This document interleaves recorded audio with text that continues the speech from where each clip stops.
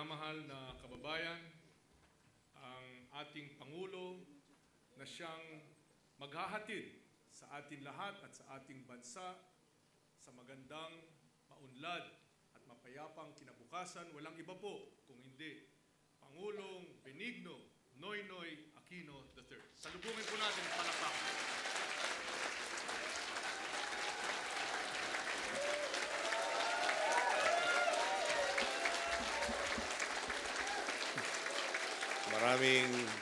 Maraming salamat po. Maupo tayo. Ambassador Enrique Manalo, Ambassador to the Philippines from the United Kingdom, Stephen Hill. Secretary Samar Rojas, Cesar Purisima. Baka pwede tumayo, baka hindi pakikilala natin mga kababayan. Mar, Cesar, Secretary Greg Domingo of the DTI, Secretary Moni Menes of the Tourism Department, Secretary Almendras, yung pinakasikat po, si Ricky Carandang.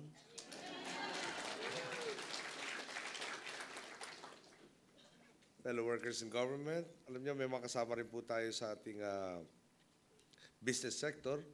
Dito po si Mr. Sabin Aboitis of the Aboitis Group.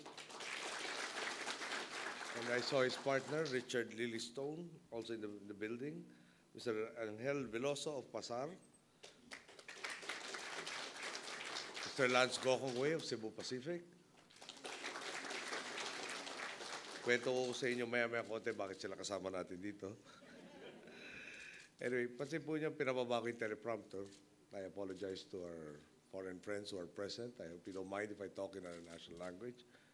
Dahil gusto kong malaman po niyo, galing po sa ating puso talaga lahat na sasabihin sa inyo at hindi hinindalang kanina ni Ricky Carandang.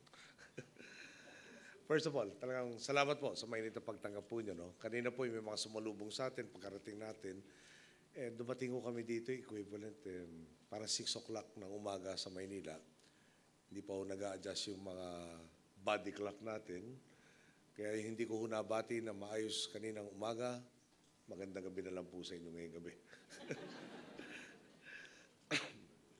Talagang mainit itong pagtanggap nyo. Talagang nakakapuno ng lakas. Alam nyo kagabi, di sabi ko, haba nitong araw ito, makakatulog tayo na maayos. Nakatulog naman po na maayos sa 4 na oras, tapos bumangon na ulit. Naisip ko yung mga ibang problema na iwan natin sa Maynila, na wala na po yung antok. At kaya kung medyo mapungay po yung mata natin dito, hindi ho dahil kami nagpupuyat na walang katuturan, nagpupuyat po kami para may mapala ang ating pong bayan.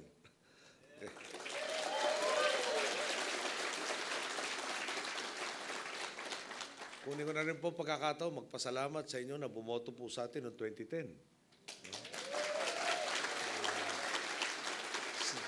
Sa inyo pong naniwala sa ating tema ng pagbabago, at pati na rin po doon sa nagduda ng konti, may pagbabago na po nangyari sa Pilipinas. Okay. Bago natin pag-usapan yung pagbabago, maganda ko siguro pag-usapan natin kung ano yung dinatnan. Bigyan ko lang kung kayo ilang sample dahil baka maghahapon na kayo tapos ito. O ibibigay ko sa inyo lahat na nadiskubre namin sa unang 3 buwan ng ating panunungkulan. Hanggang sa kasalukuyan, may nadidiskubre pa kami, baka mawala kayong gana kumain. No? Kaya sample na lang po. Okay. Yung isa sa pinakamalaking pinoproblema ko, papasok nung tayo manungkulan, yung kakulangan ng bigas sa Pilipinas. Alam nyo, nasa atin yung IRI. Nasa atin napakagagandang mga eskwelahan ng agrikultura. Pagdalaw natin sa ibang bansa, lalo na sa ASEAN, napakaraming ministro sa agrikultura nag-aaral po sa mga pagdalubhasaan natin sa Pilipinas. Siyempre nakakahiya akong sasabihin na handa silang tugunan yung kakulangan natin sa bigas. Tayo nagturo sa kanila kung paano magtanim. Hindi tayo nakinig sa sarili nating leksyon, no? Kailangan tayo umakat sa kanila. Kala po namin, 1.3 million metric tons every year kailangan natin angkatin. So anong dinatan natin? Kulang raw natin 1.3 million tons, kaya minabuti nung aking pinalitan, mag-import po ng hindi bababa sa 2 million metric tons. Sabi ko, nailing yung ating kababayan sa bandang gitna. Paano ulit yun? 1.3 million ang kulang, aangkatin 2 million. Sino kakain ng 700,000? So wala akong kumain, nilagay sa mga warehouse, dinoble yung warehouse na inaarkila ng gobyerno. Okay. So may kumita ho doon sa pag-angkat, may kumita ho doon sa pag-aarkila nito mga warehouse, kawawa taong bayan. Okay. So, ano ho yung good news? Buti pa yun na, para balansin natin. May bad news, may good news. Good news. Good news po, pinangako sa atin ng Secretary ng Agrikultura, buting kalihim Prosi Alcala, pagdating ng 2013, babaguhin na natin ang sitwasyon. Hindi na po tayo mag-aangkat ng bigas dahil self-sufficient na tayo sa bigas sa 2013. Siyempre po,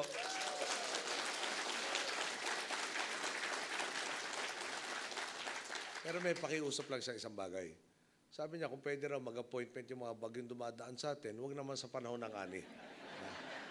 Any other time pwede, pero not at the time of harvest. Okay? Pero, alam niyo, masipag ho si Prosi, hindi ho nagtapos doon. Ang kinokomita niya sa atin ngayon, sa 2013, hindi lang tayo self-sufficient sa rice, mag-e-export na raw tayo ng bigas.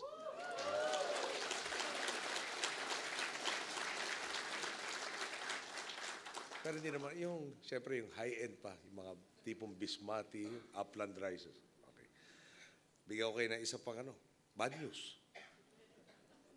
At least, alam niyo, kung minsan ngingitian ko na lang dahil, di ba? Pag talaga masyado mong tinibdib, baka mabuwang ka na sa ginawa. Okay. Nagpagawa po ng mga tulay. Para sa isang proyekto, ang ngalan ay Tulay ng Pangulo. Di ho masama, di ba? Marami tayong isla, marami rin ho tayong mga ilog, sapa, etc. na kailangan tawirin ng tulay. Ang problema lang ho, yung kumuha sila ng tulay, prefabricated, gagawin na madayuhang kumpanya. Pagkatapos, hahanapan ako sa kakasya itong tuloy na to. Hindi, totoo yun. Alam nyo, narinig ko, akala ko nagpapatawin, nagre-report. Pakiulit nga ako. Pagawa mo muna yung tulay, tapos hanapan mo kung saan susut. Nakakatawa sana eh. Kaya lang problema, 11 billion pesos gagastusin dyan. Tapos yung isang kontrata ho dito, pinirmahan June 28, 2010. Bakit importante po yun?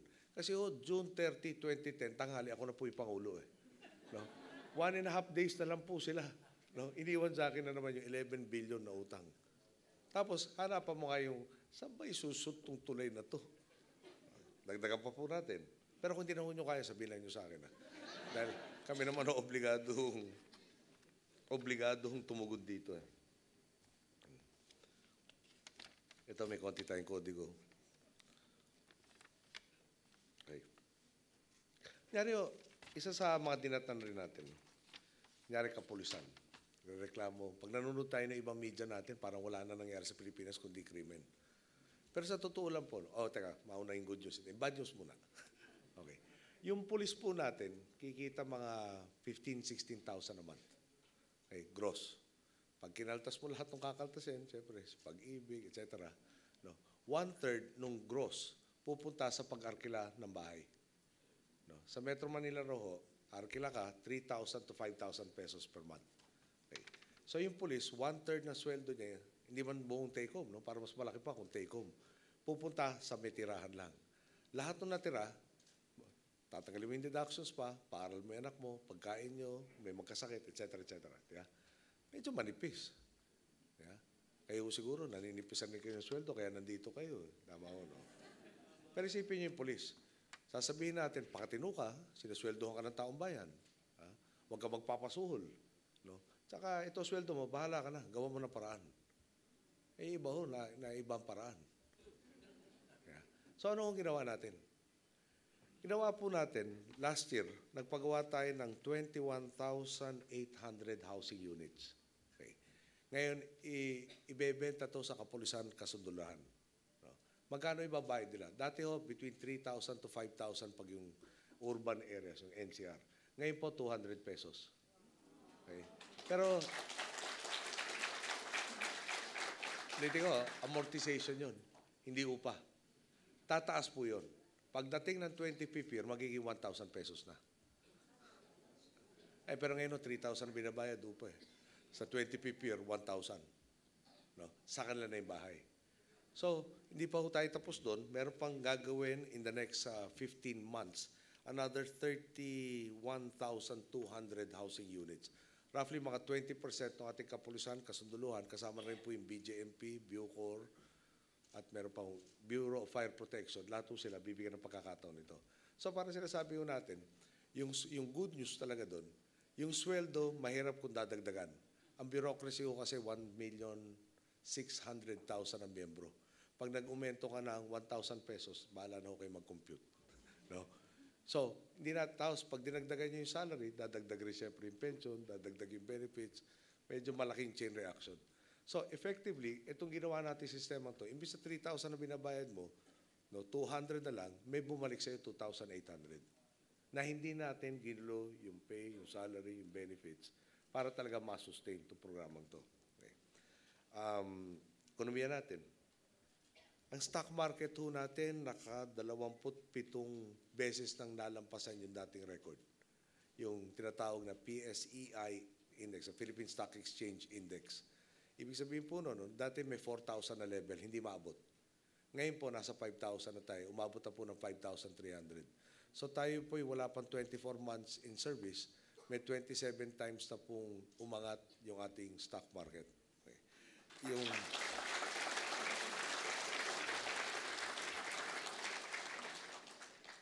Yung utang po ng bansa, no?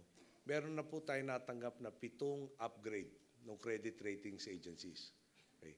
So, ano ibig sabihin ng 7 upgrade? Yung first, ano na tayo, nagpalawal na po tayo ng Philippine peso denominated bond. Hindi na po natin ginawan dollar denominated or yen denominated. Pag magbabayad tayo itong utang ng gobyerno, pesos rin ang gagamitin natin. Okay. Maganda po na oversubscribe. First po na sa Asia na local currency ang ginamit para sa bond at oversubscribe to the tune of about 8 times. Mga 8 tao ang buwibili na pwede lang mapagbigyan yung isa.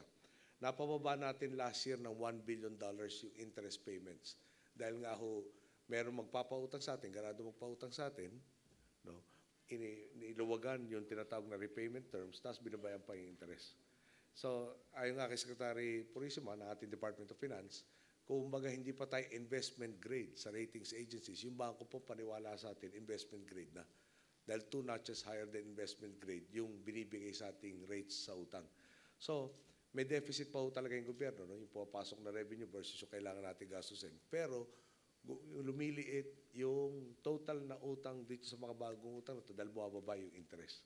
So, ano po nagawa natin dahil doon? No? Well, ito yung parte na medyo hindi ako ganun kakomportable. Baka sabihin naman yung nagyayabang eh. Okay. Pero baka gusto nyo may bad news. Siguro dapat dagdagan ko rin naman yung good news. Okay. Sa GDP growth, no? For the first quarter ng 2012, ang growth po natin 6.4% sa GDP. Okay. Ang pagkaintindi ko, this is the second highest in Asia and the highest in Southeast Asia. Okay.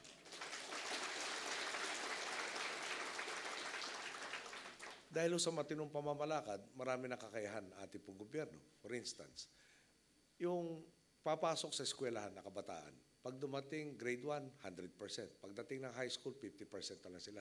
Pagdating ng college, 14 na lang. Okay? So, 86 na iwan somewhere along the way. So, meron tayong tinatawag na Conditional Cash Transfer Program or yung Pantawid Pamilyang Pilipino Program. Okay. Ilan po miyembro nito? Nung dinatampo natin 800,000 families. Ngayon po, 3 million families na ang nakikinabang doon sa proyekto kung saan bibigyan natin ng tulong, panatilihin yung anak mo. Yun po yung kondisyon eh. Anak mo manatili sa paaralan, meron kang cash stipend. Okay. Maximum, I think, 1,400 per child. This costs us close to 40 billion pesos. Ang idea po nito, namumuhunan tayo, bigyan natin ng insentiba, yung mga magulang, panatilihin nyo sa eskwelahan, matututo, inaambisyon pa natin, maski graduate ng high school lang, meron na pong kakayahan. Baka mekaniko, baka computer technician, etc. Okay. Yung budget po, okay. Basic education budget, mula 175 billion pesos in 2010, nasa 238.8 billion pesos na po tayo in 2012 or 36.5% increase. Inumpisa na po yung tinatawag na K+12, no?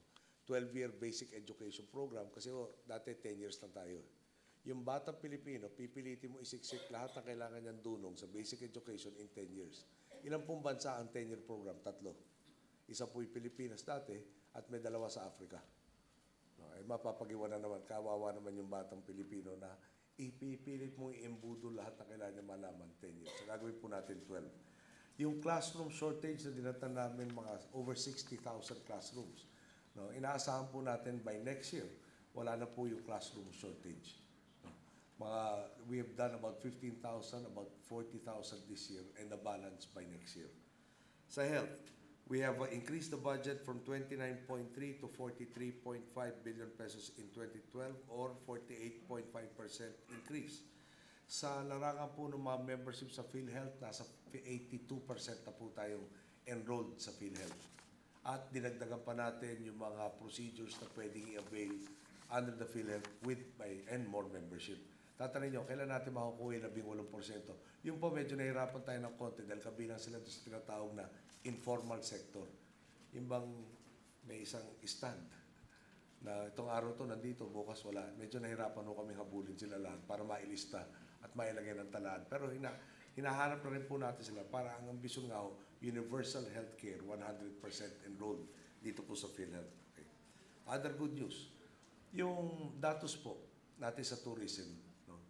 Yung Malaysia, mga 24 million ang turista nila. Yung Thailand, about 14 million per year. Sa Pilipinas po, million rin, kaya lang 3 million. Nung araw.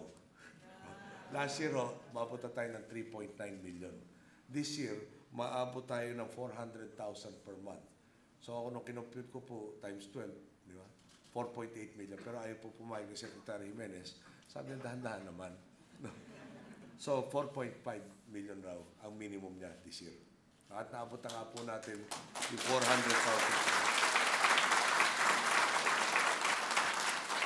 Tinataya po kasi bawat isang turista dumating, isang trabaho nakikreate. Okay. Yung ating pong BPO sector, over 650,000 direct employees na po yung BPO. Ngayon merong indirect, yung mga nagmamano Starbucks, yung convenience store, taxi driver, etc. Between 2.5 to 5 times, no? Multiply niyo yung 650,000. So, kinontribute sa ekonomiya natin last year, $11 billion. We are hoping that by 2016, the figure will be $25 billion. So,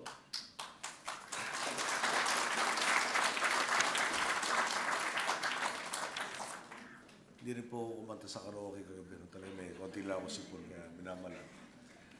Anyway, meron nung nag-interview sa akin, kamakailan. Tapos sabi niya, what would you like to leave your country by the time you step down in 2016? Sagot ko sa kanya, why don't you visit us in 2016 and tell me if you still recognize the Philippines by the time I step down?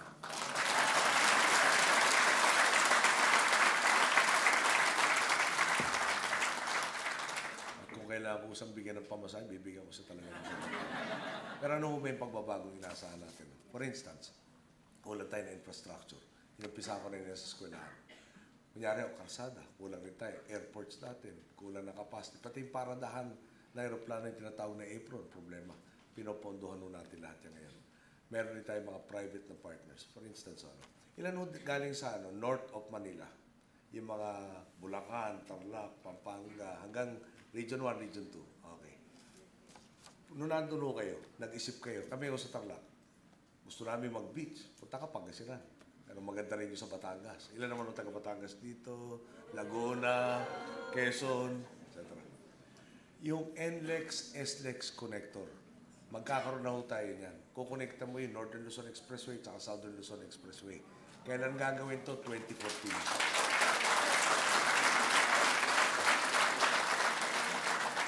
Ayusin ko pala yung statement ko. Ang inaasahan namin, hindi ho gagawin 2014. Ginagamit na pala by 2014.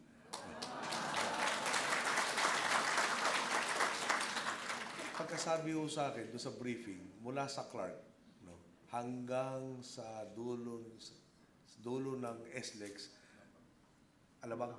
Calamba, 1 hour 15 minutes na lang ang biyahe. Hindi ka na kailangan tumawid ng EDSA. Pero kung kursunada mo naman tumawid ng EDSA, hindi na rin ganun kahirap. By that time, more or less, alam niyo, yung bus sa Metro Manila kasi tumatakbo, over 12,000. Okay? Ilan ho kailangan ng Metro Manila? 3,000. Mga 3,600. Sino ho yung sobra? Galing ho sa probinsya. May terminal sa loob ng NCR. So, siyempre, lahat ho dyan, hindi mo nga kailangan yung bus na yun, pero kasama sa traffic. Magkakaroon ho tayong 3 terminal. Isa ho sa Bulacan. No, actually, NCR na po pala. Pangalawa ho, dito para sa Cavite manggagaling. May pangatlo para doon sa galing naman ho sa Laguna, Batangas, etc. Yung terminal ng bus na to, nasa NCR ka na, so masaya na yung ating mga provincial buses, magkakaroon siyempre ng mga mall, kainan, etc. No?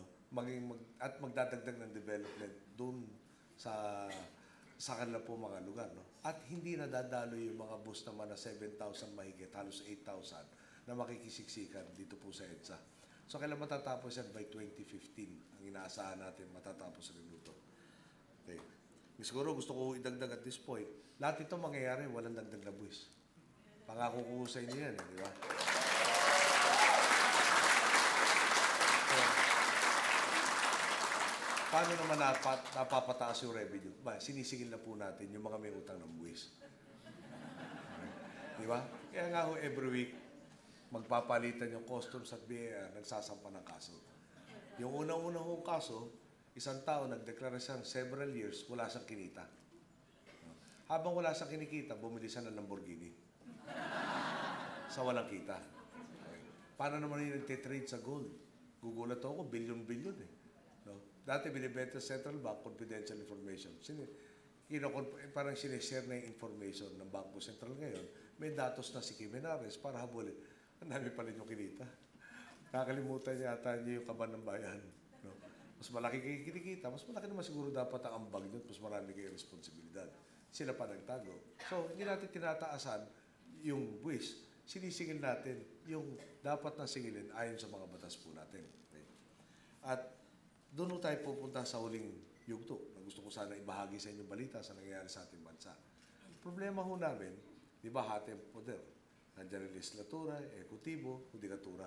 Pagdating ko sa hudikatura, no, talagang, paano ko ba sasabihin ito? Huhulihin namin, sasapahan namin ang kaso. Pagdating doon, hindi pwedeng linggin. Bigyan ko example na. Yung proseso natin kasi, may krimen na nangyari. Sino dapat tumuli? Ekutibo. Sino dapat pag-imbestigan? Ekutibo. Sino magpapile ng kaso? Ekutibo rin. Sino naman didinig? Di korte. May 2 kaso, 3 nasa isip ko ngayon. Hindi ko na muna babanggitin, baka sabihin naman na dinidinig, nakikialam ako. Pero ang punto ko nito, parang yung pinaka-shortcut na lang ho ng problema, parang sinabihan kami, hindi nyo pwede sampahan ng kaso. Sabi ko, paano namin hindi pwede sampahan ng kaso? Aliwa-liwanag na ebidensya. Okay. Bigyan ko kayo isang sample na pwede natin pag-usapan. Yung kaya nga ho tayo nagkaroon ng di pagkakaunawaan sa Korte Suprema. Kinausap ko si Ginoong Corona. No? Dahil sabi ko, baka nagagalit sa akin to at hindi ako sumumpa sa kanya bilang Chief Justice. Sinabi ko na lang po, meron tayong prinsipyo sinusunod kasi meron sa saligang batas. Gusto ba niyo basahin ko yung nasa saligang batas? Tungkol sa pag-a-appoint. Bakit tapos na ho to? Pero maganda na rin. Kita naman yun, nasa London na ako. May dala pa akong constitution natin. Baka sabihin lang, hindi ko alam yung sinasabi ko.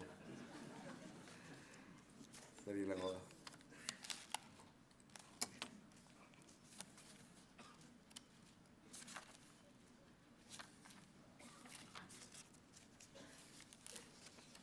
Meron kasing provision.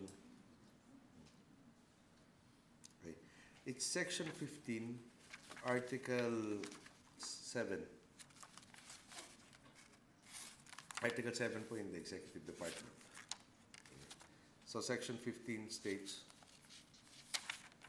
2 months immediately before the next presidential elections and up to the end of his term, a president or acting president shall not make appointments except temporary appointments to executive positions when continued vacancies therein will prejudice public service or endanger public safety. Okay. Mr. Corona was appointed 1 week after elections.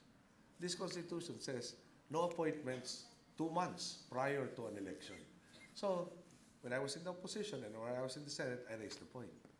The Supreme Court eventually decided that the the departing president can appoint because the prohibition applies only to positions in the executive. Sabi ko, parang hindi yata ganun pagkaintindi ko doon sa English dito. Pwede ka, hindi, ulitin natin, no?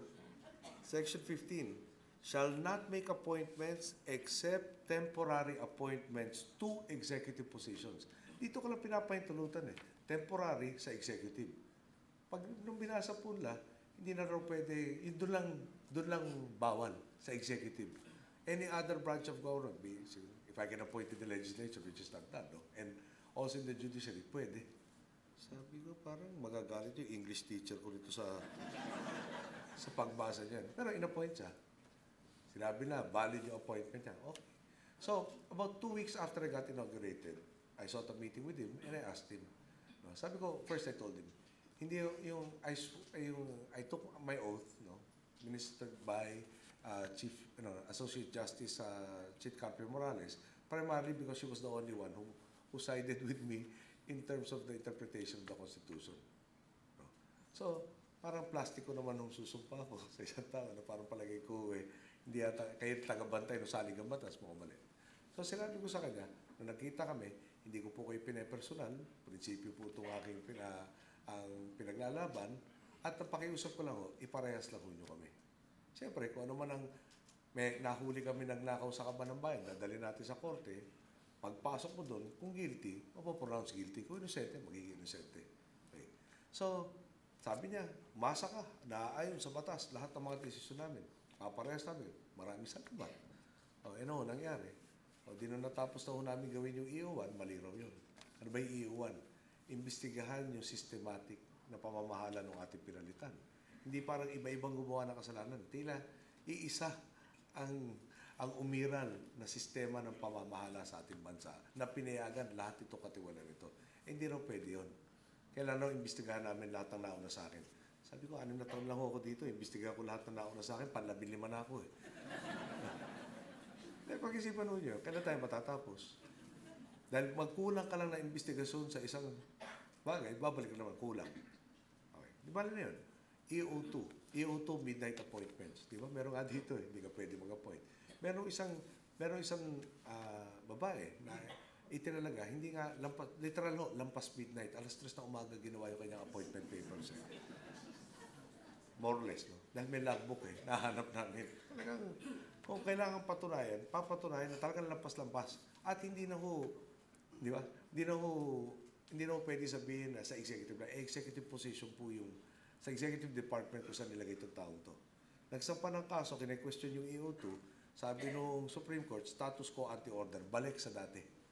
Bago nag-umpisa yung utos nyo. Di okay, sumusunod kami. Dahil nangako kami na defender upon the Constitution. Awa ng Diyos, yung tao may term ng 2 years. Nag-umpisa siya, midnight na, tapos na election, pero nag-umpisa siya, natapos na yung term niya, hindi pa kami dinidinig na Supreme Court. Ulitin ko yun, no? Sa saligang pataso, nakalagay rin may time limit. Okay? Pag yung RTC, mga 3 months. Pag nagtapos sa kayo yung huling memoranda na isubmit ninyo, 3 months. Pag yung Court of Appeals, 1 year. Pag Supreme Court, 2 years. Problema, sila ho nagsasabi kailan mag-umpisa yung metro. Di ba, ganun talaga sa'yo. Subukan na natin. Okay. So, EO1, mali. EO2, mali. Ano kami ibang paraan para gawin yung dapat gawin? Tapos, ang dami yung kailangan natin gawin na talagang hululusot kami. Yeah? Duma kami sa 9 na butas ng karayong. Kung minsan, nagiging 11 pa. O 15 butas ng karayong. No. Dumating ho sa panahon ng TRO kay Ginang Arroyo. Okay. May akusasyon, 2004 election, hindi raw tama. Problema, pag electoral fraud, 5 taon, limit, kailangan magsampang kaso. Pag hindi ka nagsampa ng kaso, hindi mo na pwede sampahan ng kaso. Tinatawag nila doon, prescribed o proscribed na po yung period to file. 2007 may akusasyon rin, electoral fraud. Kailan po yung 5 years, 2012? Kailan ho nangyari lahat ito alitan namin? Last year. So, sabi ng Ginang Arroyo, may sakit ako, kailangan ng paggamot elsewhere. Sabi ng sekretaryo, mukhang hindi yata tama. Sinabi rin ng Philippine Medical Association, yung gusto mong gawing procedure, kaya namin dito. Okay. So, aalis siya, sabi ng Supreme Court, kung di siya bumalik, hulihin nyo. Sabi ko, okay ito. 13 taon 13 bansa lang, may extradition treaty tayo. Ay, ilang bang bansa sa mundo? Tanda ko mga 190. At yung pag-extradition, hindi ho paspasan yun. Dadaan ka rin sa proseso. Yung umalis lang siya, bumalik siya 1 day after 5 years. Ano mangyayari? Alam ba natin kung ano nangyari ng 207? Hindi na. Pwede ba natin kasuhan siya? Hindi na rin. Maski sino sa kanilang, kung may nangyari ka, at may kaso na siya pending, kung may nangyari, hindi na natin pwede pasukan yan. So, nag-usap po kami, tsaka yung mga advisors ko. Sabi ko, paano ba to? Bakit ba may corruption sa atin? Yeah? Dahil nakakalusot parati. Sino ba nakulong nga talaga? Sino ba nagdusa? At wala tayong matuturo eh. O di, pag may natukso, ba, samsamin ko na to. Di naman ako makukulong eh. No? Di ba? Walang deterrence. So, pag hindi natin napaharap sa husgado, napatunayan, at hindi ko sinasabing dinala namin sa husgado, kailangan guilty. Obligasyon namin patunayan guilty. Pero kung dumating ka naman sa punto na hindi mo man pwede dalhin sa korte, anong gagawin niyo? Para sinabi, pag pumayag kami sa ganung sitwasyon, lahat ng hahabulin nating kaso, lahat na nagkasala, hindi pa tayo nag-uumpisa, talo na. Ano magbabago mangyari? Wala.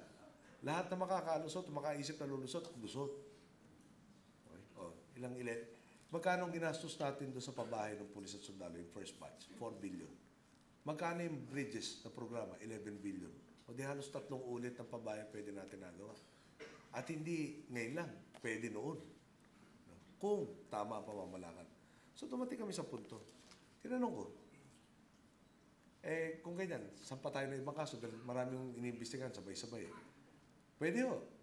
Pero paano nangyari? Dito, sinabi lang, Supreme Court nakabakasyon. So nag-file. Yung Supreme Court pwede magsabing didinggin yung kaso o hindi. Dahil ano sila, appellate court. Karapatan nila yon. Biglang tinanggap yung kaso. Kailan sila nagse-session and back? Minsan na 1 linggo, Tuesday. Kailan nagkaroon ng special session and back? Friday. Nasaan ako? Nasa Indonesia. Dahil meron pong ASEAN, tiniming lang talagang, muntik na ako din nagpunta dun. Obligasyon natin sumama sa ASEAN. Sasabihin ko, pasensya na kayo, absent ako, may problema kami dito. Okay. Pag nasa Supreme Court ka, bibigyan magkabilang panig, submit your memoranda. 10 days each. Dito yata parang 5 days, tapos na eh. Walang oral arguments. Tapos pupunta tayo sa sitwasyon at di ko sinasabi na kontsaba sila. Sinasabi ko lang, nandito na yung tao, nandito pwede tumakbo yung kaso hanggang dinaarin. Paano maarin? Kailangan nasa teritoryo natin, kailangan iharap po sa husgado. Pag wala sa teritoryo natin, wala sa husgado, walang kaso. Hindi pwede magpatuloy yung kaso. Paalisin mo nga. Buwan na lang pinag-uusapan doon sa 5 years na prescription period. Nung hininga namin na listahan ng pupuntahan niyang doktor o ospital, wala maibigay sa amin. Maghahanap raw sila pagkaalis. Yun ang totoo eh. So, dumating yung katanungan, yung isa sa mga nag-advise sa atin. At sinangayunan ng iba. Mukha ho yata maski nung kaso isampa natin, maski gano'ng katibay yung ebidensya, malalayain siya. Tapos pababalikin pag hindi na pwede masampa ng kaso. Hanap tayong iba. Gano'n na naman. Maski nung hanggang darating yung punto, wala tayong kaso maisampa. At doon kami napag-isip. Nilunok na namin yung EO1, nilunok na namin yung EO2, dami na namin nilunok. Ayaw namin ng gulo. Papel namin, ayusin yung problema. Humantong tayo sa impeachment. Okay. At doon sa impeachment po, ano napatunayan doon? Nakalagay po dito sa Constitution na naman natin, kung gusto nyo, makikita naman sa internet to, pero kung gusto nyo malaman, no? Article 11, Public Accountability, Section 17. Basahin ko na rin siguro para kumpletuhin na natin. Okay. Medyo mahaba yung paragraph. Numutay ko titubig. A public officer or employee shall, upon assumption of office and as often thereafter as may be required by law, submit a declaration under oath of his assets, liabilities, and net worth. Okay. Wala akong exemption yun, no? A public officer or employee. Okay. In the case of the President, the Vice President, the members of the Cabinet, the Congress, the Supreme Court, the Constitutional Commissions, and other constitutional offices and officers of the armed forces with general or flag rank, the declaration shall be disclosed to the public. Litik po yun, no? Mula sa akin hanggang sa officers with general or flag rank. The declaration shall be disclosed to the public in the manner provided by law. So ano po na-disclose do sa trial? Nag-file sa clerk of court, tauhan niya. Inilagay sa filing cabinet na inilipat sa lock vault. Paano ho naging disclosed to the public? Maski na summary. So ako po hinahamon rin. Sabi ko, alam niyo, congressman pa lang ako. Hindi naman ako pinakamayaman sa kongreso, hindi naman ako pinakamahirap, pero parati akong kasama sa, di ba, inuurirat yung SAL. Napile ko na rin po. May nagtanong, bakit tumaas yung iyong SAL? Eh, tataas ko siguro talaga yun dahil di naman po ako tinakwil ng nanay ko. Nanay ko po yung namatay. May pinamana sa akin. Hindi naman yun siguro mamasamayin na may pinamana yung nanay ko sa akin. Alam naman po niyo, favorite son ako ng nanay ko.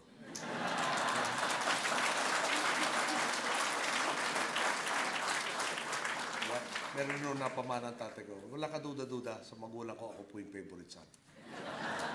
4 na babae po ang kapatid ko. Anyway, pero balik tayo sa seryoso. No? Nung lumabas si Congressman Fariñas, si piniliwanag niya yung kaso, ano ba sinasabi niya? Doon na lang sa cash. 1.9 something percent ang inamin. Yung 98% plus, hindi sinama. Di ba? Napanood ba niya yun? Eh, kung makalimutan mo yung 2%, maintindihan eh. Makalimutan mo yung 98%, parang baliktad yata. Tapos tingnan niyo yung buong proseso. Hindi na lalabas. Gumawa siyang dahilan. Eh, ito na nakaugalian dito. Nakaugalian nga niyo, pero nakalagay sa Constitution eh. Shall be made public. No? O pagkatapos nun, nakalagay po, assets, liabilities, net worth. No? Pwede bang, wala naman nakalagay na sum of your assets, sum of your liabilities, and what, parang an approximation of your net worth. Wala akong ganun eh. Assets, plural, lahat. Yeah? Liabilities, plural rin. O, kukombine mo yung dalawa. May net worth ka. Diba? Yung grade 5 mo, paliwanag sa kanya yun sa statement na yun. Pero dito nga ho, di ba? Ano ba? $2.4 million ang hindi kasama. Parang 80 million pesos yata ang hindi kasama. Ang dami kong hindi kasama.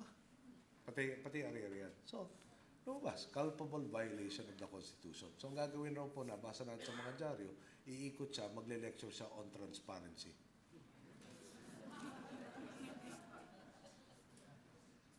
Tapos na po yun eh.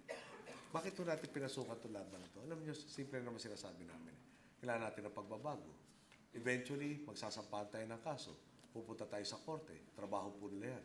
Nahabol namin parehas lang nyo kami. Ibig sabihin nun, pumasok ko sa korte, inosente ako. Lalabas, inosente ako. Pumasok ko sa korte, may kasalanan ako, maliwanag, makukulong ako. Yun lang. Hindi yung it depends. Anyway, tanongin niyo yung League of Cities.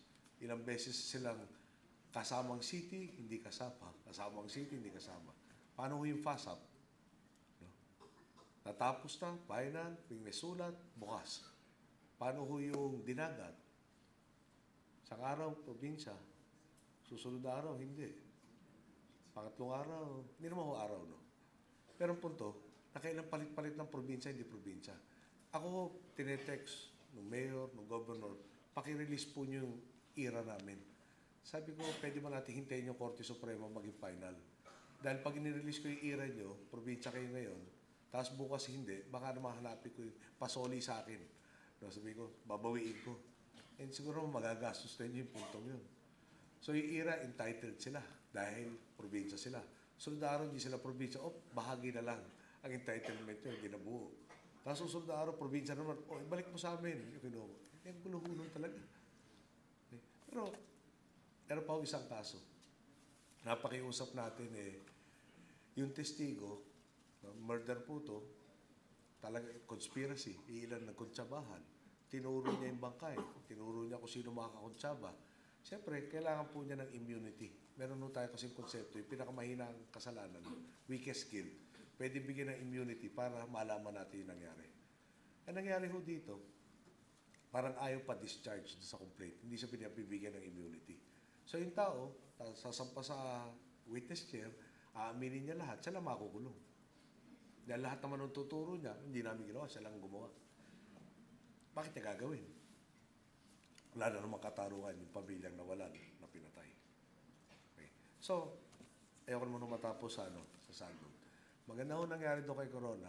Umiral po yung tinatawag na checks and balances sa ating sistema at siguro nagpapadala ng mensahe. No? Yung kayo, ako, maski saan ako magpunta, inuulit sa bayan man natin, sa ibang bansa, nakaharap ko Pilipino, parati ko inuulit. Public servant po ko, kayo po ang boss. Kayo po dapat na nasusunod. Okay. Lahat po kaming public employees, no, should remember that there is actually one boss.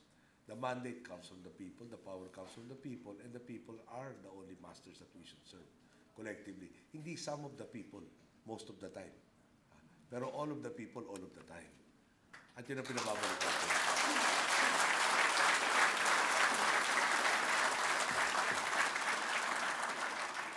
So, palagi ko, no? Maayos pa natin ang bansa natin sa lahat ng dekada-dekadang problema in 6 years. Eh, baka naman hindi natin matapos lahat. Pero inaambisyon ko nga ako, no? Sabi ko, sana dumating tayo sa punto. Kayo, sanay kayo pag yung nakipagtrabaho sa gobyerno, may maasahan kayong minimum na gagawin ng gobyerno. Na pag may dinaing kayo, may tugon. Na hindi nyo masasabing pinabaya kayo ng gobyerno nyo. Na pag merong problema, hindi nagbubulag-bulagan, nagbibigay-bigyan, gumagawa ng kilos, gumagawa ng aksyon. Na may gobyerno kayong matino. Na nag-a-attract na mga ibang taong sumama dito para lalong dumami, nagtutulong-tulong, isaayos natin lahat ng problema natin.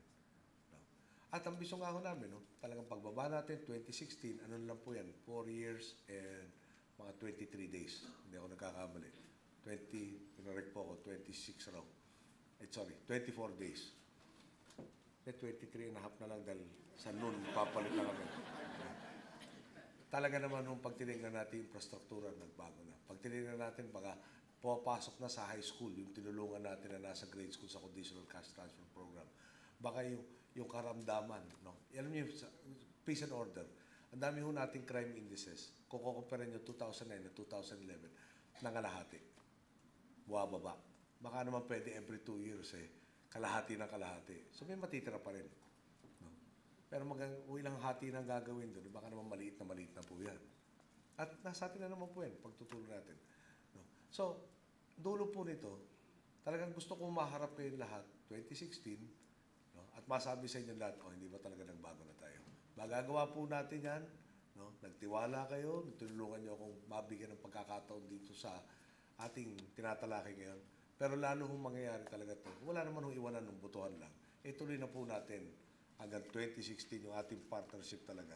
Dahil kaya naman natin mabago at marami na nagbago, pero kaya pa natin lalong pabilisin yung pagbabago yung kabubuti na lahat. Magandang gabi po. Maraming salamat.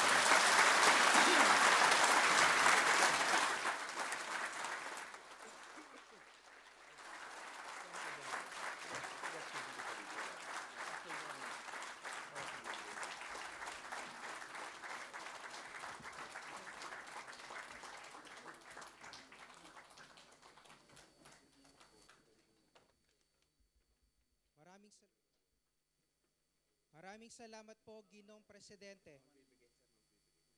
Salubungin po ulit natin na mainit na palakpakan ang ating Presidente.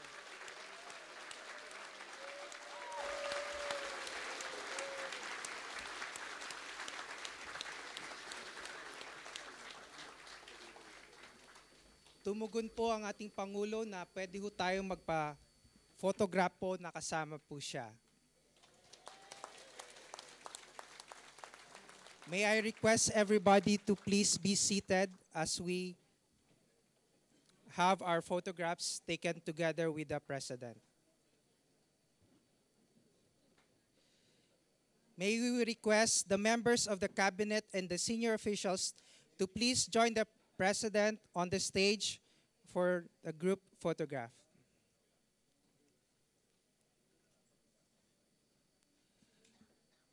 May we as well request those seated on the second row to please rise and please prepare yourselves.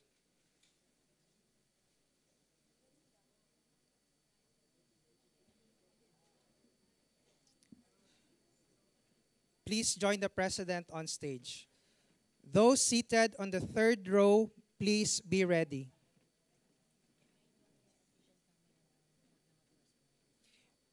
May I repeat, only the official photographers will be allowed to take the photo. Only official photographers may be allowed to take the photograph. May I request those seated on the third row to be ready? Please stand and be ready.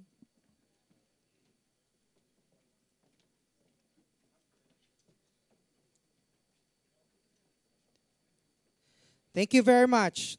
May I request those on the second row to please return to your seats. Please return to your seats, those on the second row.